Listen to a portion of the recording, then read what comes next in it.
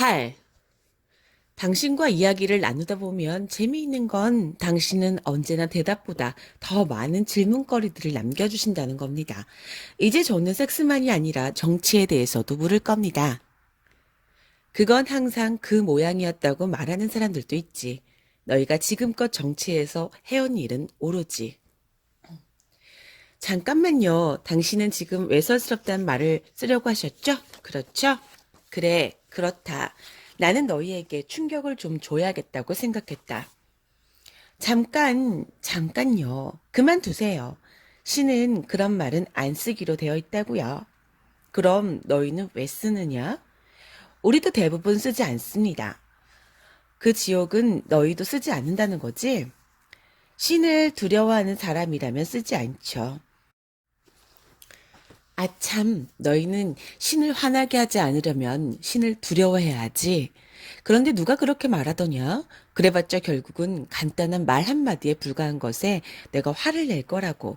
그리고 마지막으로 너희 중 일부가 격정의 최고조에서 위대한 섹스를 묘사할 때 사용하는 말을 너희가 또한 최고의 모욕으로도 쓴다는 사실이 재미있지 않느냐? 이것이 너희가 성행위를 어떤 식으로 대하는지 말해주는 게 아니겠느냐? 제 생각엔 당신이 혼동하신 것 같습니다. 정말로 낭만적이고 멋진 성적 순간을 표현하려 할 때 사람들이 그런 말을 쓴다고는 생각지 않는데요. 허허, 정말로? 너는 최근에 다른 사람들의 침실에 들어가 본 적이 있느냐? 아니요. 당신은요? 나는 모든 침실 속에 들어가 있다. 항상. 그게 우리 모두를 불편하게 만들지 않아야 할 텐데. 뭐라고? 너는 지금 신 앞에서 하고 싶지 않은 일을 너희가 침실에서 벌인다고 말하는 것이냐? 대부분의 사람들은 누군가가 지켜보며 마음이 편안하지 않죠. 하물며 신이라면 더 그렇고요. 하지만 어떤 문화들에서든 예를 들어 폴리네시아의 일부 원주민들은 완전히 드러내놓고 사랑을 나눈다.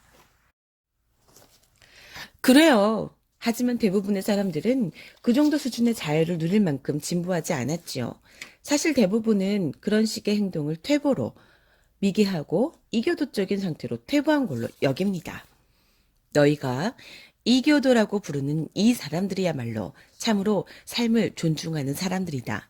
그들은 강간이란 게 뭔지 모른다. 그리고 그들 사회에는 사실상 살인 따위는 없다.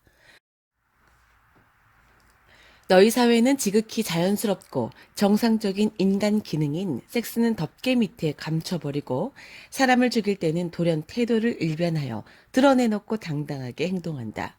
바로 이런 게 외설이다. 섹스를 얼마나 더럽고 부끄러운 금기로 만들었는지 너희는 그것을 하는 것조차 창피해한다. 천만에요. 그 사람들은 섹스에 대해 다른 예의를 갖는 것 뿐입니다. 그들로서는 더 고상하다고까지 할 예의를요. 그들은 그것을 두 사람 사이의 내밀한 부분으로 여깁니다. 그것을 두 사람 관계의 신성한 부분으로 여기니까요.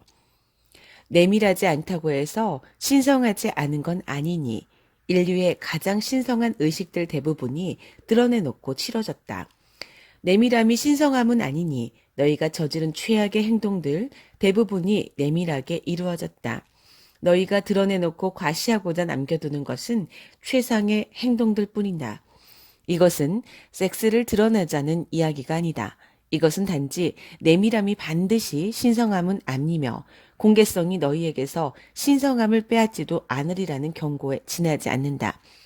예의에 관해서 말하면 이 한마디 말과 이 말 뒤에 놓인 행동 모형이야말로 벌주는 신이라는 발상만 빼면 남자와 여자의 가장 큰 기쁨을 억누르는 데 있어 그 직무를 완수한 인간의 다른 어떤 구조물보다 더 큰 역할을 해왔다. 당신은 예의라는 걸 믿지 않으시는군요.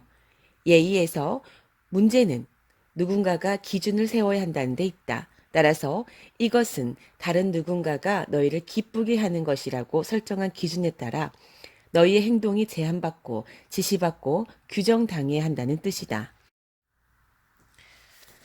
다른 모든 문제들에서 그렇듯이 성행위의 문제에서도 그것은 단순한 한계 지음 이상일 수 있다.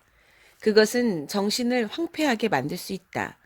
나로서는 한 남자나 여자가 어떤 걸 체험하고 싶어 하면서도 그들이 꿈꾸고 상상해 왔던 것이 예의 기준에 어긋날까봐 움츠려드는 경우보다 더 슬픈 일은 생각할 수 없다. 잘 봐라. 그들이 그 일을 하지 않는 건 하고 싶지 않아서가 아니다. 단지 예의를 어기기 때문이다. 성행위의 문제에서만이 아니라 삶의 모든 것에서 단지 누군가의 예의 기준에 어긋난다는 이유만으로 뭔가를 못하게 되는 일이 결코 없게 하라. 내 차 뒷유리에 스티커를 붙인다면 나는 이렇게 쓸 것이다. 예의를 어겨라. 나라면 분명히 이런 표어를 침심마다 붙였을 것이다. 하지만 옳고 그른 것에 대한 우리의 감각은 사회 전체가 공유하는 것입니다.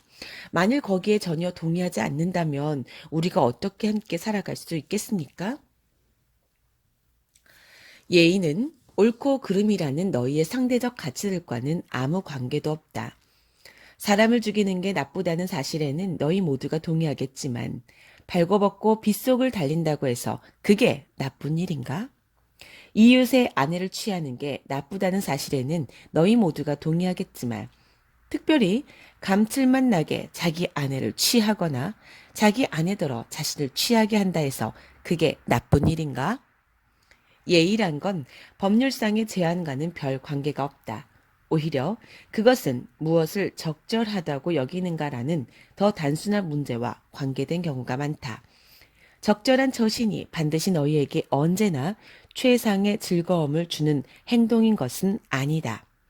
오히려 그것은 너희에게 최대의 기쁨을 가져다 주지 않는 행동인 경우가 대부분이다.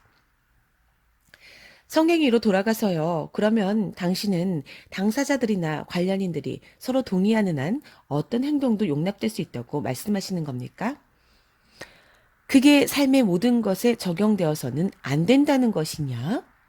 하지만 우리는 영향받을 관련인들이 누가 될지 모를 때도 있습니다. 어떻게 영향을 받을지도. 너희는 그 문제에 예민해야 한다. 그 문제를 민감하게 자각하고 있어야 한다. 그리고 너희가 정말로 알 수 없고 추측할 수 없는 경우라면 너희는 사랑 쪽으로 치우쳐야 한다. 모든 결정을 내릴 때 중심되는 질문은 사랑은 지금 무엇을 하려 하는가이다. 자신을 사랑하고 영향받거나 관련된 모든 사람들을 사랑하라. 만일 누군가를 사랑한다면 너희는 그 사람을 해칠 수 있거나 해칠 것 같은 어떤 일도 하지 않을 것이다. 만일 조금이라도 궁금증이나 의문이 남는다면 너희는 그 문제를 명확히 이해하게 될 때까지 기다릴 것이다. 하지만 그건 다른 사람들이 당신을 볼모로 붙들 수도 있다는 뜻인데요.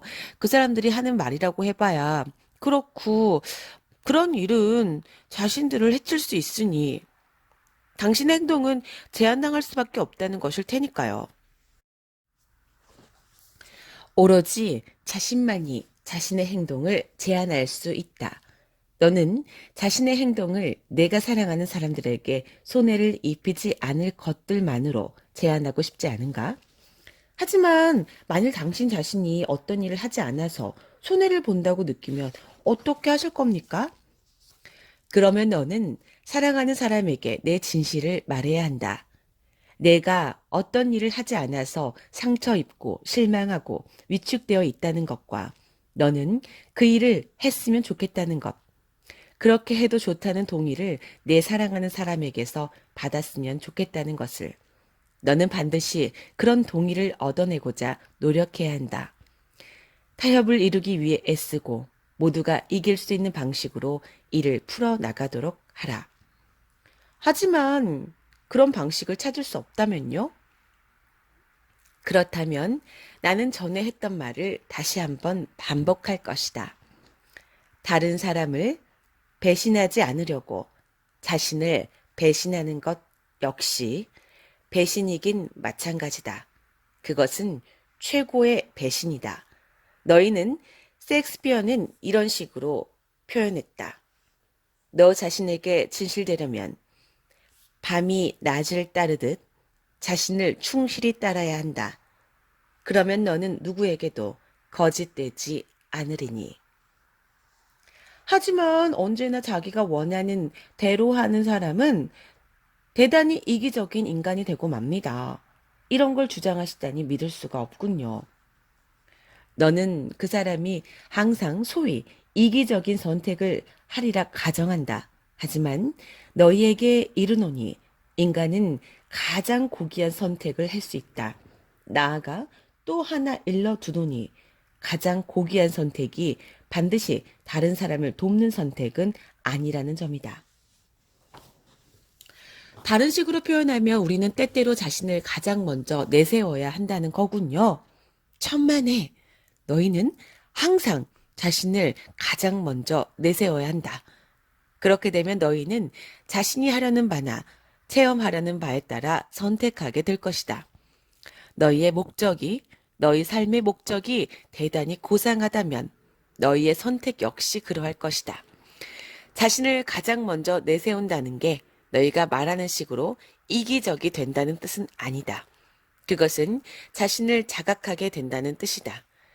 당신은 꽤 넓은 토대를 인간사의 지침으로 놓으셨군요. 최대의 성장은 최대의 자유를 행사할 때만 이루어진다. 아니, 이루어질 가능성이 있다. 만일 너희 모두가 다른 누군가의 규칙을 따르고 있다면 너희는 성장하는 것이 아니다. 너희는 복종하고 있을 뿐이다. 너희의 설정과는 반대로 내가 너희에게서 원하는 것은 복종이 아니다. 복종은 성장이 아니니 내가 바라는 것은 성장이다. 그렇다면 우리가 성장하지 않으면 당신은 우리를 지옥으로 던질 겁니까? 틀렸다. 그 문제에 대해서는 이미 1권에서 이야기했다. 그리고 우리는 3권에서도 꽤 깊이 그 문제를 논의하게 될 것이다. 좋습니다. 그렇다면 당신이 펼쳐놓은 이 넓은 제한 범위들 내에서 우리가 섹스 문제에서 떠나기 전에 마지막으로 몇 가지 질문을 해도 괜찮겠습니까? 발사. 만일 섹스가 그토록 멋진 인간 체험이라면 많은 영혼의 스승들이 금욕을 설교한 건 왜입니까? 그리고 많은 성각자들이 명백히 독신이었던 이유는 또 무엇입니까? 그들 중 다수가 단촐한 삶을 산 것으로 묘사된 까닭은 하나같이 똑같다. 높은 이해 수준으로 진화한 사람들은 육체의 욕구가 정신과 영혼의 욕구와 균형 잡히게 만든다. 너희는 삼중의 존재이다. 대다수 사람들은 자신을 육체로서 체험한다. 30세가 넘으면 정신조차도 잊혀진다. 아무도 더 이상 책을 읽지 않으며 아무도 더 글을 쓰지 않는다. 아무도 가르치지 않고 아무도 배우지 않는다. 정신은 잊혀지고 양분은 공급되지 않는다. 그것은 커지지 않는다. 새로운 투입은 없고 요구되는 산출은 최소한으로 그친다. 양분을 공급받지 못한 정신은 깨어나지 못한다. 그것은 가라앉고 둔해진다. 너희는 정신을 떼내기 위해 할 수 있는 온갖 걸 한다. 텔레비전, 영화, 선정적인 싸구려 책자들. 무슨 일을 하든 생각하지 마라. 생각하지는 마라. 그래서 대다수 사람들은 육체 수준에서 삶을 산다. 몸에 양분을 주고 몸에 옷을 입히고 몸에 물자를 댄다. 대다수 사람들이 몇 년이 가도 좋은 책, 그들이 뭔가 배울 게 있는 책이란 뜻이다. 한 권을 읽지 않는다. 하지만 그 주위 텔레비전 프로그램이라면 달달 외울 수 있다. 여기에는 뭔가 놀랄 만큼 슬픈 것이 있다. 진실은 대다수 사람들은 생각하길 원치 않는다는 것이다. 그들은 자기 힘으로 생각할 필요가 없는 지도자를 뽑고 그런 정부를 지지하고 그런 종교를 받아들인다. 날 편하게 해줘. 뭘 해야 할지 말해달라고. 이것이 대다수 사람들이 원하는 바다. 나는 어디에 앉아야 하지? 언제 일어서야 하지? 경례는 어떻게 해야 하지? 돈은 언제 내야 하지? 너는 내가 뭘 하길 원하지? 규칙은 뭐지? 내가 지켜야 할 경계선은 어디지? 나에게 말해줘. 말해달라고. 그렇게 할 테니 누가 그냥 말만 해줘. 그러고 나면 그들은 넌더리를 내며 환멸을 느낀다. 그들은 모든 규칙을 다 따랐고 지시받은 대로 행동했다. 그런데 뭐가 잘못되었던 거지? 그게 못 쓰게 된 건 언제지? 그게 왜 떨어져 나갔지?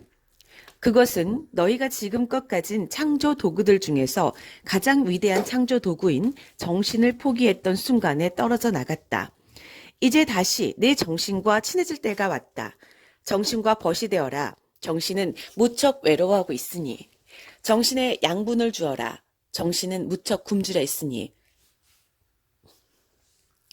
너희 중 일부, 소수의 사람들은 자신이 육체와 정신을 지닌 존재임을 이해한다.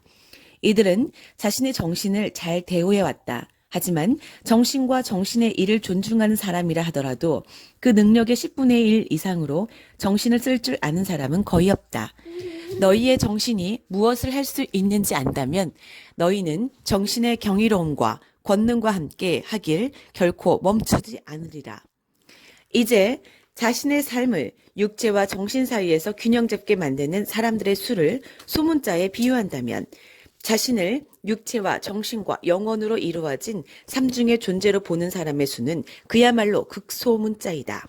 그럼에도 너희는 삼중의 존재이다. 너희는 너희의 육체 이상이고 정신을 가진 육체 이상이다. 너희는 자신의 영혼에 영향을 주고 있는가? 아니, 영혼이 있음을 눈치라도 채고 있는가? 너희는 그것을 치료하는가? 상처 주는가? 너희는 그것이 자라게 하는가? 시들게 하는가? 그것이 늘어나게 하는가? 줄어들게 하는가? 너희 영혼도 너희 정신만큼이나 외로워하는가? 아니면 훨씬 더 버림받고 있는가? 너희 영혼의 드러남을 마지막으로 느꼈던 때는 언제인가? 내가 마지막으로 기쁨에 넘쳐서 울던 때는 시를 썼던 건, 음악을 만든 건, 빗속에서 춤춘 건, 파이를 구운 건, 뭐든 그렸던 건, 부서진 걸 고친 건, 아기에게 뽀뽀한 건, 옛밤에 고양이를 문지른 건, 언덕 위로 소풍 간 건, 홀딱 벗고 헤엄친 건, 동틀 때 걸어본 건, 하모니카를 불어본 건, 새벽까지 이야기를 나눠본 건, 해변에서 숲에서 몇 시간 동안 사랑을 나눠본 건, 자연을 버탄 건, 신을 찾아본 건, 홀로 조용히 앉아서 내 존재의 가장 깊은 곳을 마지막으로 걸어본 건 또 언제였는가? 그리고 내가 내 영혼에게 안녕하고 마지막으로 인사해본 건 언제였는가? 한 면만을 가진 존재로 살 때 너희는 돈과 섹스와 권력과 재산과 물질 자극과 만족과 안정과 명성과 소득 같은 육체의 문제들에만 깊이 빠질 것이다. 두 면만을 가진 존재로 살 때 너희는 사귐과 창조성, 새로운 생각과 새로운 발상의 자극, 새로운 목표와 새로운 도전의 설정, 개인의 성장 같은 정신의 문제들을 포괄하는 쪽으로 관심 범위를 넓힐 것이다. 삼중의 존재로 살 때 너희는 마침내 자신과 균형을 취할 것이다. 이제 너희의 관심 중에는 영혼의 정체성과 삶의 목적, 신과의 관계, 지나야 하는 길, 영혼의 성장, 궁극의 운명 같은 영혼의 문제들이 포함될 것이다. 더 높은 의식 상태로 진화할수록 너희는 자기 존재의 모든 측면을 충분히 실현해 가게 된다. 하지만 진화가 자신의 일부 측면들만을 위하고 다른 측면들을 버린다는 뜻은 아니다. 그것은 단순히 초점을 넓힌다는 뜻이다. 다시 말해 한 측면에만 거의 전적으로 몰두하는 데서 벗어나 모든 측면들에 진심으로 우러난 사랑과 이해를 보낸다는 뜻이다. 그렇다면 왜 많은 스승들이 섹스를 완전히 그만두라고 주장한 겁니까? 그들은 사람들이 균형을 취할 수 있다고 믿지 않았기 때문이다. 그들은 쉽게 조절하기에는, 균형을 취하기에는 성 에너지와 여타 속세 체험들을 둘러싼 에너지들이 너무 강력하다고 믿었다. 그들은 금욕이 영적 진화의 단지 한 가지 가능한 결과가 아니라 영적 진화에 이르는 유일한 길이라고 믿었다. 하지만 높은 곳까지 진화했던 몇몇 사람들도 섹스를 포기한 건 사실이지 않습니까? 포기한다는 말이 흔히 쓰는 고전적인 의미라면 그렇지 않다. 그것은 여전히 원하긴 하지만 가져서 좋을 게 없음을 아는 어떤 걸 억지로 놓는 게 아니다. 그것은 오히려 단순한 풀어줌, 두 번째 후식거리에서 몸을 돌릴 때처럼 그것에서 벗어나는 동작이다. 두 번째 후식이 나빠서가 아니며 그것이 내 마음에 들지 않아서는 더더욱 아니다. 그것은 훌륭한 후식이지만 다만 너는 이미 충분히 먹었기 때문이다. 이런 이유로 섹스에 대한 몰두를 내려놓을 수 있을 때 너희는 때로는 섹스를 원할 수도 있고 그러다 다시 원하지 않을 수도 있다. 혹은 자신이 충분히 먹었는지 전혀 판단하지 못할지도 모르고 너희 존재의 다른 체험들과 균형을 취하면서 이것을 항상 체험하길 원할지도 모른다. 그래도 괜찮다.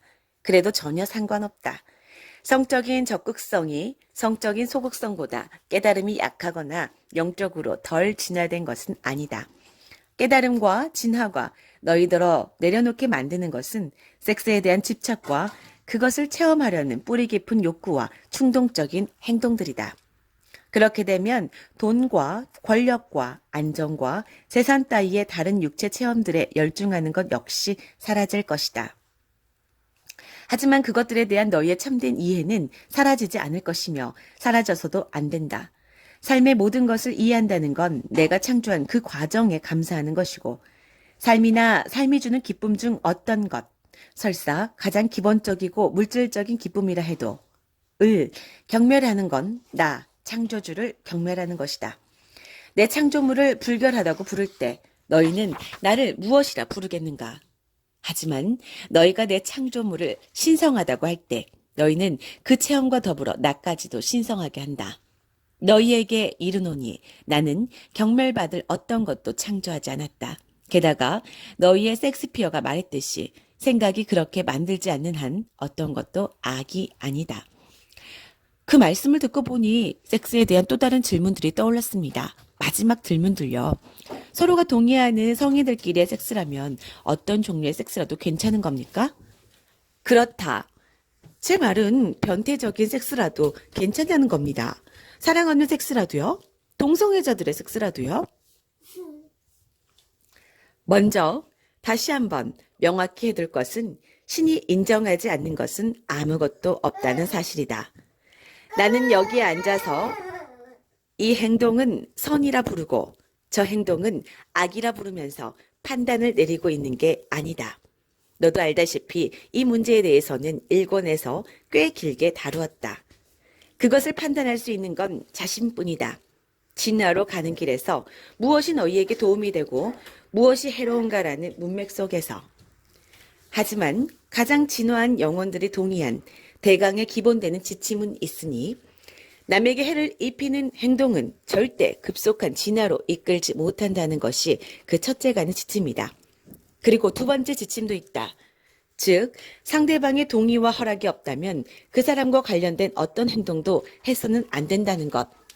이제 내가 방금 질문했던 것들을 이 지침들의 문맥 속에서 생각해보자. 변태적인 섹스.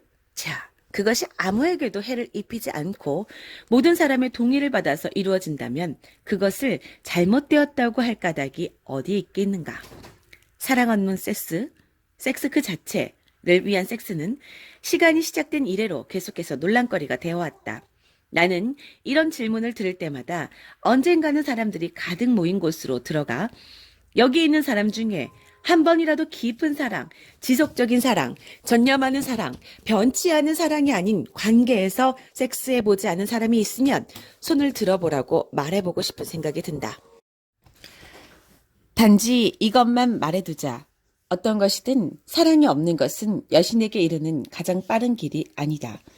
그것이 사랑 없는 섹스든 사랑 없는 스파게티든 사랑 없는 고기 완자든 간에 너희가 사랑 없이 그 잔치를 준비하고 그것을 먹었다면 너희는 그 체험의 가장 경이로운 부분을 놓치고 있는 셈이다.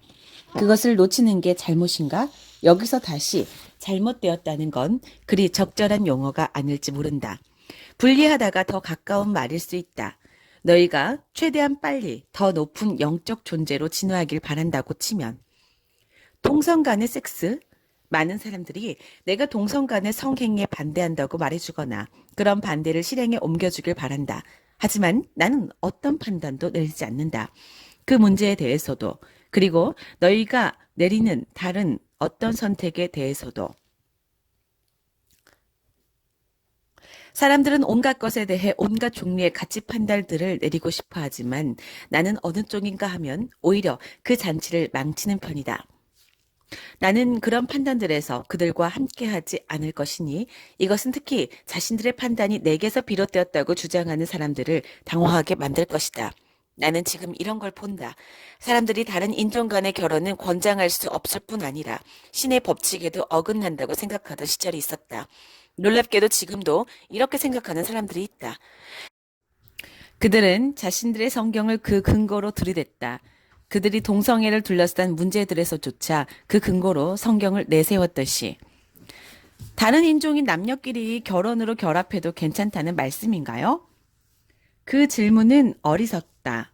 물론 확신을 가지고 안 된다가 그 대답이라고 믿는 것만큼은 아니겠지만.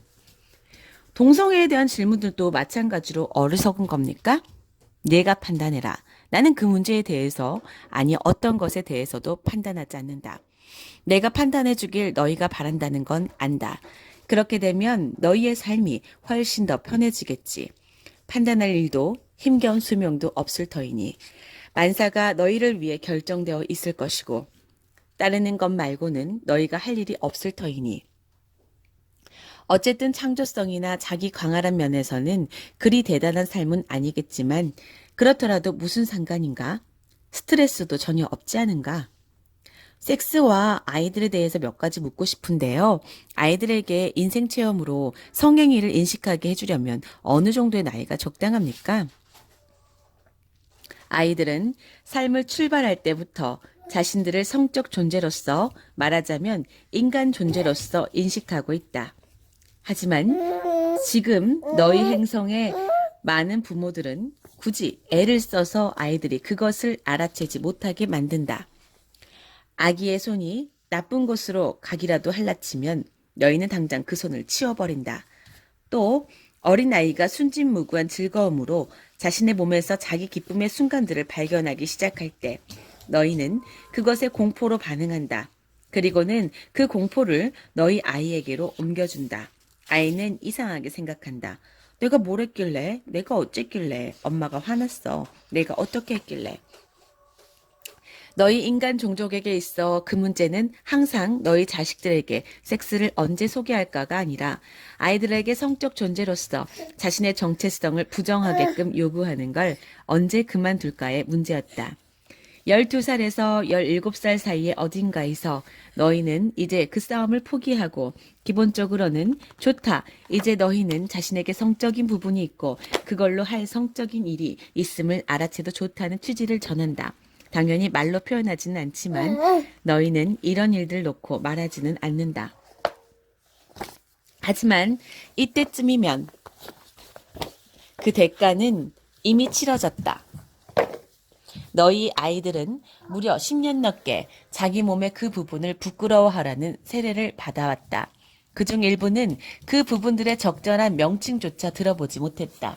그들은 지지에서 내 아랫도리에 이르기까지 그냥 간단하게 음경이나 질이라고 말하는 걸 피하기 위해 너희가 머리를 짜내 발명한 온갖 말들을 들어왔다. 그리하여 몸의 그 부분들과 관계 있는 것들은 무엇이든 숨기고 말하지 말며 부정해야 한다는 사실이 너무나 명백해졌기에 너희 아이들은 이제 몸의 그 부분에서 진행되는 일들을 어떻게 다뤄야 할지 전혀 모르는 상태로 사춘기 속으로 폭발해 들어간다. 그들은 전혀 아무런 준비도 되어 있지 않다. 이 비길 데 없이 새롭고도 절박한 욕구들에 대한 그들의 반응은 당연히 어슬프다. 그렇다고 적절치 않은 건 아니지만 이런 과정은 필요한 것도 아니고 내가 관찰하기로는 너희 자식들에게 도움이 되는 것도 아니다. 오히려 너무 많은 아이들이 단지 성적 금기와 억제와 짐스러운 저당 잡힘을 풀고자 일부러 그 굴레를 지고 성인으로서의 삶 속으로 들어가는 꼴에 지나지 않는다. 그러나 계몽된 사회들에서는 어린아이들이 자신들의 본성 자체에서 기쁨을 찾아내기 시작할 때 절대 길을 죽이거나 꾸짖거나 바로잡아주지 않는다. 또한 부모가 자신들의 성행위를, 즉 성적 존재로서 부모의 정체성을 특별히 회피하거나 반드시 감추지도 않는다. 부모의 나체이든 아이의 나체이든 혹은 형제 자매의 나체이든 간에 모든 나체는 수치스러운 것이 아니라 완전히 자연스럽고 그 자체로 경이로우며 지극히 당연한 것으로 여겨지고 또 그렇게 다루어진다. 성적 기능들 또한 완전히 자연스럽고 그 자체로 경이로우며 지극히 당연한 것으로 여겨지고 또 그렇게 다루어진다. 몇몇 사회에서는 부모들이 자기 자식들 앞에서 완전히 드러내놓고 짝짓기를 한다. 사실 아이들에게 성적인 사랑 표현의 아름다움과 경의와 순수한 기쁨과 완전한 당연성을 느끼게 하는 데 있어 무엇이 이보다 더 나을 수 있겠느냐. 부모란 건 행동에서 끊임없이 옳음과 그름의 본보기가 되는 존재여서 아이들은 자기 부모의 생각과 말과 행동을 보면서 온갖 것들에 대해 자기 부모들이 보내는 미묘하거나 분명한 신호들을 잡아내기 마련이다. 앞서 언급했듯이 너희라면 이런 사회들을 이교도적이라고 미개하다고 할지 모른다. 하지만 이런 사회들에서는 사실 강간처럼 욕정으로 인한 범죄란 게 없고 매투는 있을 수 없는 일로 웃음거리가 되며 성적 제한이나 성기능 장애 같은 건 들어본 적도 없다는 사실에 주목하라. 지금 당장 너희 사회더러 그런 공개성을 받아들이라고 권하지는 않겠다. 그건 틀림없이 가장 비정상적인 경우를 뺀 모든 상황에서 너무 심한 문화적 모욕을 줄 것이기에. 하지만 이제 너희 행성의 소위 현대 문명들이 너희 사회의 성적 표현과 체험들 전체를 둘러싸고 번번이 그것들을 규정하고 나서는 억압과 제의식과 수치심을 끝장내기 위해 뭔가를 해야 할 때가 분명히 왔다. 제안이십니까? 아니면 그럴 계획이십니까? 아이들이 삶을 처음 출발할 때부터 몸의 지극히 자연스러운 기능과 관계된 것들을 수치스럽고 잘못된 것으로 가르치길 그만두어라. 너희 아이들에게 성적인 것이라면 뭐든지 감춰야 한다고 여기게 하지 마라. 너희 아이들이 너희의 낭만을 보고 관찰할 수 있게 하라. 너희가 껴안고 만지고 부드럽게 애무하는 걸 그들에게 보여줘라. 즉, 자기 부모들이 서로 사랑하고 있으며 사랑을 몸으로 드러내는 건 지극히 당연하고 지극히 멋진 일임을 그들이 보게 하라. 그 많은 가정들이 이렇게 간단한 교훈을 전혀 가르치지 않는다는 걸 알면 너희도 놀랄 것이다. 너희 아이들이 자신들의 성적 느낌과 호기심과 욕구들을 맞아들이기 시작할 때 자신에 대한 이 새롭고도 확산적인 체험을 죄와 숙취가 아니라 마음에서 우러나는 기쁨과 찬양으로 연결시킬 수 있게 해줘라. 그리고 제발 너희 몸을 아이들이 못 보게 감추는 짓을 그만두어라. 뒷마당의 풀장이나 캠핑간 시골 개울에서 너희가 맨몸으로 헤엄치는 걸 아이들이 보더라도 개의치 마라. 옷을 걸칠지 않고 침실에서 욕실까지 걸어가는 너희 모습을 아이들이 곁눈질한다고 해서 놀라 기절할 필요가 없다. 설사 아무 사심이 없다 하더라도 나름의 성적 정체성을 가진 존재로서 너희를 소개받을 기회를 아이들에게서 감추고 차단하고 잠궈버리려는 그런 광적인 의무감을 버려라. 부모들이 자신들을 성과 무관한 듯이 그려 보이게 되면 아이들은 자기 부모들이 그런 줄 안다. 그래서 그들은 자신들도 이런 식이어야 한다고 생각한다. 아이란 건 누구나 자기 부모를 흉내내기 마련이니. 언젠가 너희는 임상이에게서 다 자란 자식이 자기 부모들도 실제로 그 짓을 한다고 상상하면서 말할 수 없이 힘든 시간을 보내고 있다는 이야기를 듣게 될 것이다. 이제 그 임상이의 환자가 된 이 어른 아이의 마음은 그런 상상을 하면서 당연히 분노와 죄의식과 수치심으로 가득 찬다. 왜냐하면 그 자신도 당연히 그 짓을 하길 바라기에. 그래서 그는 자신이 뭔가 잘못되었는지 집어내지를 못한다. 그러니 너희 아이들과 섹스에 대해 이야기하고 섹스를 놓고 우스갯소리를 하라. 그들에게 그들의 성욕을 축하하는 법을 가르쳐주고 인정해주며 일깨워주고 보여줘라. 바로 이것이 너희가 아이들을 위해 할 수 있는 일이다. 사실 너희는 아이들이 태어난 첫날부터 이렇게 하고 있다. 그들이 너희에게서 받는 맨 처음 키스와 맨 처음 포옹과 맨 처음 접촉을 가지고 또 너희가 주고받는 키스와 포옹과 접촉을 그들이 맨 처음 보는 것으로 고맙습니다. 고마워요. 저는 속으로 당신이 이 주제를 좀 온건하게 다뤄줬으면 하고 바랐거든요. 하지만 마지막으로 한 가지 더 있습니다. 특별히 성행위를 아이들에게 소개하고 설명하거나 아이들과 논의하려면 언제가 적당합니까? 때가 되면 그 아이들이 너희에게 말해줄 것이다. 너희가 진실로 아이들을 지켜보고 아이들 말에 귀 기울인다면 어느 아이나 실수 없이 그때를 분명하게 보여줄 것이기에 사실 그것은 찾아올 때마다 더 늘어난다. 그것은 더 커져서 도착할 것이고 너희는 찾아올 때마다 더 커진 아이들의 성욕을 나이에 맞게 다루는 적절한 방법을 알게 될 것이다. 너희 스스로 아무 흠이 없다면 너희 자신의 미완성 사업, 성행위를 말한다. 을 이 모든 점에서 잘 마무리했다면 말이다. 어떻게 해야 우리가 그런 경지에 이를 수 있습니까? 그것이 필요로 하는 일을 하라. 세미나에 등록하고 임상의를 만나보고 모임에 참여하고 책을 읽고 그것에 대해 명상하고 서로를 발견하라. 무엇보다도 서로를 다시 남자와 여자로서 발견하라. 너희 자신의 성욕을 찾아내고 거기에 다시 가보고 그것을 되찾고 그것을 개간하라. 그것을 축하하고 그것을 즐기고 그것을 받아들여라. 너희 자신의 성욕을 기뻐하며 받아들여라. 그러면 너희는 아이들이 자신들의 성욕을 받아들이도록 허용하고 북돋을 수 있을 것이니. 다시 한번 고맙습니다. 그런데 이제 아이들에 대한 염려는 놔두고 인간의 성행위라는 큰 주제로 돌아가서 한 가지만 더 묻고 싶습니다. 주제 넘은 데다 경박하다고까지 느끼실지 모르겠지만 저로서는 이걸 묻지 않고는 도저히 이 대화를 끝낼 수 없을 것 같거든요. 그래, 변명은 그만하고 그냥 물어보기나 하라. 좋습니다. 과도한 섹스라고 할 만한 것이 있습니까? 없다. 물론 없다. 하지만 섹스에 대한 욕구가 과도한 경우는 있다. 내 제안은 이렇다. 모든 것을 즐겨라. 아무것도 필요로 하지 마라. 사람도 포함해서요? 사람도 포함해서, 아니, 특히나 사람을 포함해서. 누구를 필요로 하는 건 관계를 무너뜨리는 가장 빠른 길이다. 하지만 우리는 누구나 필요한 존재가 되고 싶어 하는데요. 그렇다면 그걸 그만둬라. 대신 필요하지 않는 존재가 되고 싶어 하라. 너를 필요로 하지 않고 내게서 아무것도 요구하지 않는 힘과 능력이야말로 내가 다른 사람에게 줄 수 있는 가장 큰 선물이니.